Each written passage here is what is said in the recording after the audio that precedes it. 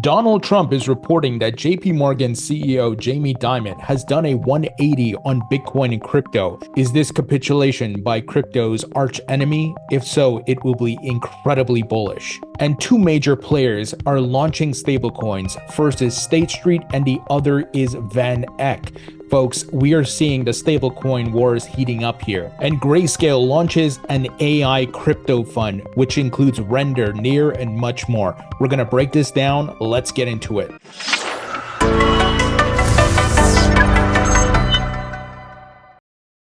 Hey everybody, welcome into the Thinking Crypto podcast, your home for cryptocurrency news and interviews. I'm your host, Tony Edward. On your way in, please hit that subscribe button as well as the thumbs up button and leave a comment below. If you're listening on a podcast platform such as Spotify or Apple, please leave a 5-star rating and review. Folks, let's start with some statistics about the Bitcoin ETF inflows because they have been on the rise. The Bitcoin ETF inflows just hit an all-time high. This is being reported by Thomas from Apollo. He says the US ETFs have purchased 281,000 Bitcoin at an average price of $58,700.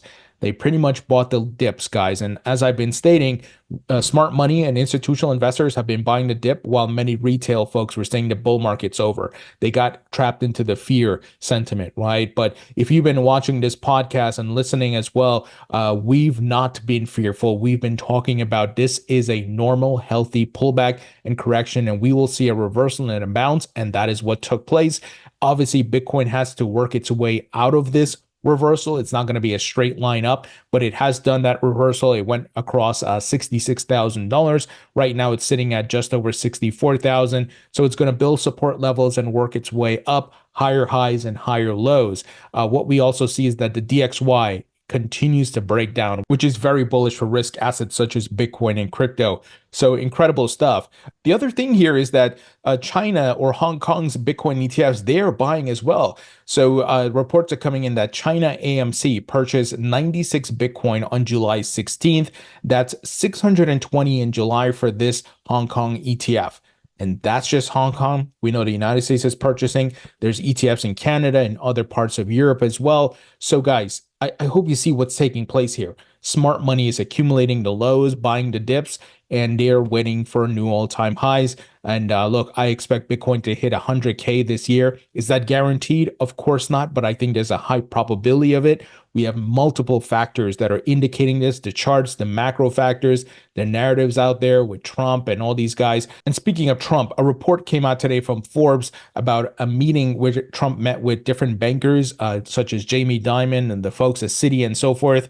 And here's the headline. He's changed his tune. Trump reveals JPMorgan CEO's sudden Bitcoin and crypto flip amid huge price surge. Folks, Jamie Dimon is crypto's arch enemy, right? He's the final boss of all bosses.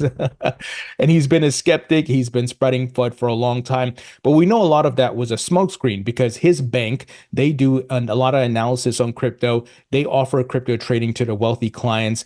They have been building with Ethereum going back to 2017, 2018. They invested in Consensus. They built a version of Ethereum called Quorum, and now it's called Onyx. They launched JPMcoin. So this was just Jamie Dimon's smokescreen to allow him and his bank and the other bankers on Wall Street to catch up. And we're going to talk a bit more about this situation later on in the podcast, but I wanted to let you guys know about this because if Jamie Dimon comes out bullish, guys, that would be so incredible for the crypto asset class. It will be so bullish.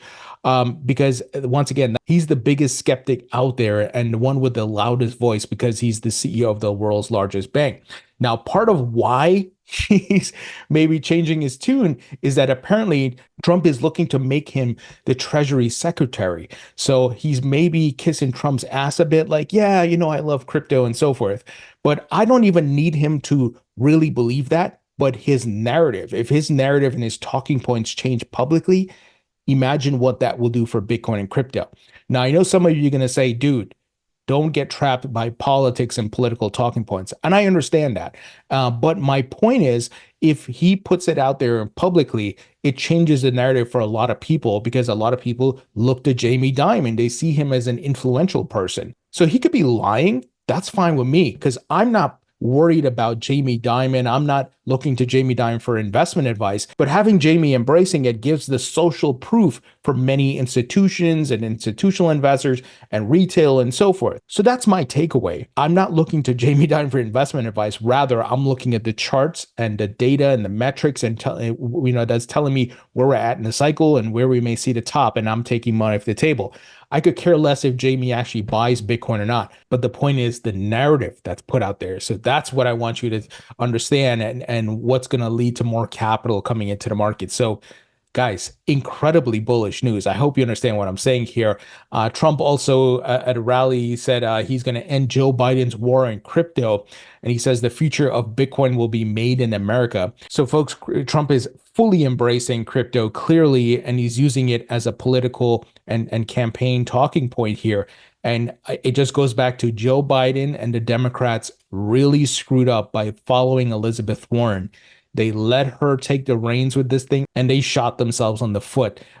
Elizabeth Warren is the one who went around saying, I'm forming the anti-crypto army. And she had her cronies like Brad Sherman, obviously Gary Gensler, Sherrod Brown, and these clowns all follow her. And that was their downfall big time, in addition to other things. But crypto didn't need to be a partisan issue. It's just a technology. It's just an asset class. And you coming out against it is just asinine. So this is a big win for Trump and a big loss for Biden and the Democrats. They really screwed up here. Now, don't get me wrong. Many Democrats recently turned on Elizabeth Warren and Gary Gensler, but I think it's a little too late. Guys, big news coming out of Grayscale. They have launched a new AI fund. And you may say, AI, are you talking about like NVIDIA and stocks? No, I'm talking about crypto tokens, guys. And Barry Silbert says, I'm quite excited about this new Grayscale AI fund. It includes Near, Render, Filecoin, LPT, and Tau. Now, I have Render in my portfolio. I told you guys in December 2022, January 2023, that AI was going to be a big narrative. If you invested in FET and Render and these things, you made money. I made some nice returns on Render and FET, and I continue to buy the dips on Render and FET. And I think I may need to add some Near, because I've often told you guys, when you see VCs and investment firms backing some tokens like this, you can expect them to do really well because there's a lot of liquidity being injected. Do your own research, obviously. This is not financial advice. I'm just telling you what I've learned and what I've seen. That doesn't mean things are going to repeat the same way, but we're seeing some big players putting some money behind these AI tokens. So very, very bullish for AI tokens, and I think they will continue to perform really well. I'm excited to see what future gains we're going to get out of this bull market. Now, quick word from our sponsor, and that is VeChain, which is one of the top layer one enterprise blockchains out there that is helping many enterprises to build great Web3 and decentralized applications. Some of the big brands working with VeChain include Boston Consulting Group, Givenchy, BMW, Walmart China, and PwC. Some of the great attributes of the VeChain blockchain are it's scalable, it's fast, it's sustainable, secure, and affordable.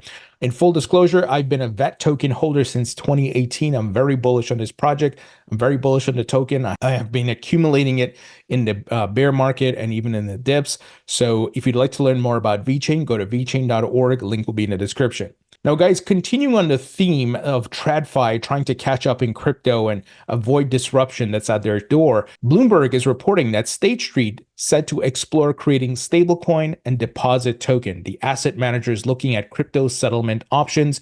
Timeline for implementation has not yet been set, sources say. Folks, I hope you see what's happening here. I just mentioned earlier in the podcast about Jamie Dimon and JPMorgan, them building their own blockchain, launching a JPM coin, right, which is a stable coin, but it's on a private blockchain. So you're seeing the biggest names on Wall Street and around the world, guys, coming in. And Caitlin Long, CEO of Custodia Bank, weighed in on this. And it's what I've been telling you guys for years, that the game is weaponize Gary Gensler and the SEC and other government agencies to kill and slow down these crypto startups so that the TradFi incumbents like the banks and so forth can catch up. That is what's happening. Caitlin says, number one, Fed blocks crypto native bank from issuing stablecoin, talking about Custodia Bank. Number two, the SEC starts granting several large banks exceptions to punitive SOB 121 crypto accounting standard. Number three, large banks now plans to issue stablecoin exposes how the US really works. As time progresses, we're seeing this picture very clearly now. The puzzle pieces are coming together here. It is the game. And I hope you understand that it's not a conspiracy theory. It's not some far-fetched, hyperbolic thoughts, but it's how money and politics work. Because JPMorgan, for example, is the world's largest bank. They do campaign donations. They have people who work in the government that used to work for them. Just look at Gary Gensler. He's a Goldman Sachs guy. So there's that revolving door. They're all buddies, right? So imagine Coinbase and Ripple and all these companies, Circle and so forth, start up and they're launching and they're getting market share and people are putting their money in there. The guys on Wall Street don't like that. You think they are happy about that? They are furious. I've often talked about they probably held meetings over the years talking about how are we going to take these guys down? How are we going to compete? And one of the things, pull the lever of our buddies in the governments, make the call and start filing lawsuits, start sending Wells notices. That's what's been going on. And it's what I've been talking about for a long time. First, they ignore you, then they laugh at you, then they fight you, right? And then you win. I think we're transitioning from the then they fight you phase to the then you win phase because the SEC is losing in court. And we see crypto has become ubiquitous. Politicians are getting involved, even Democrats, right? Donald Trump, a clear example. So we are on the winning side of history, but we got to still fight because these incumbents are going to go down swinging. So the other thing here I want to highlight, Nick Van Eck, who is the son, I believe, of Jan Van Eck, which of course is one of the founders of Van Eck, which is a major investment firm. I actually recently interviewed Matthew Siegel of Van Eck, where we talk about their ETF, and they were the first to file for a Solana ETF in the US. Well, they launched a stablecoin. Look at that. It's called AUSD. And Nick says AUSD week one recap, $35 million minted on ETH mainnet. We opened up AUSD minting on Ethereum mainnet last week to a select number of early customers and service providers. We're able to mint through fiat and accept other stables through our OTC partners. All of the first 35 million came via other stables. Folks, I hope you see what is happening here. This is not making the huge headlines on CNBC and Fox and so forth. You have to do your research. You have to read. You have to follow the money. You got to watch what these big players are doing. Watch what they do, not what they say. And that's why I created this podcast, to bring you this information, because this is massive. You have some big players launching different types of crypto products and services and technologies. It's pretty incredible. And even Matthew Siegel, once again, who I interviewed recently, tweeted out about this. And in the interview, we touch a bit on it. I'm actually trying to get Nick on the podcast to talk a bit about this. And the stablecoin wars are going to heat up. I actually interviewed Marcus Infinger of Ripple, and I'll be publishing that interview soon, where we talk about RLUSD, so Ripple stablecoin. The stablecoin market is one to watch closely because it's heating up. Some big players are getting in, and then you have these two titans at the top, like Tether and USDC. So incredible times ahead. Now, Larry Florio, who is the general counsel at the 1K Network. He says, once again, it looks like the current SEC regime is playing favorites and picking winners, whispering guidance to select companies instead of publicly sharing it. We deserve to know what they're saying, so I submitted 9 FOIA requests under actions related to SOB 121. So this is related to what Caitlin was saying, that some of the big banks got to bypass this. Of course, Gary's going to favor them. He's a Goldman Sachs guy, right? The other day we heard Goldman Sachs was tokenizing. They're going to start tokenizing and using the blockchain. So you see what's happening. This is why we got to fight. And I love that people in the industry are going on the offensive. They're not scared anymore. When Ripple got sued, a lot of people were staying quiet. They were hiding in their corners like, oh, we don't know. We don't want to say nothing because we don't want to be the next. But look, Gary was coming after everything, right? And they eventually all got Wells notices and lawsuits. And now the industry is raising tons of money for campaign donations. They're ramping up their lawsuits against the SEC. So they're proactively suing the SEC. They're filing FOIA requests. So I love it. This is what you got to do. You got to punch back against the bully, guys, or the bully's going to continue to take advantage of you. And the more losses Gary gets in court, the more exposed he's going to get, the more his narrative falls apart. So this is a beautiful thing, guys. And support. We got to support these people who are fighting back, because Gary Gensler is a scumbag regulator who's a puppet on strings being controlled by these TradFi incumbents. And of course, Elizabeth Warren is part of that, right? So we got to fight. So, folks, that's the news. Let me know what you think, especially that Jamie Dimon news. I think it will be incredibly bullish for him to come out and say, yeah, I'm a fan of Bitcoin and crypto now. Now, guys, like I've often stated, I was born at night, but I wasn't born last night. So when he does come out and say that, you got to watch out for where we're at in the market cycle. Are we near the top, right? Because usually those narratives from a big player like that will come out near the top. So, or somewhere along the bull market. So we got to be vigilant here.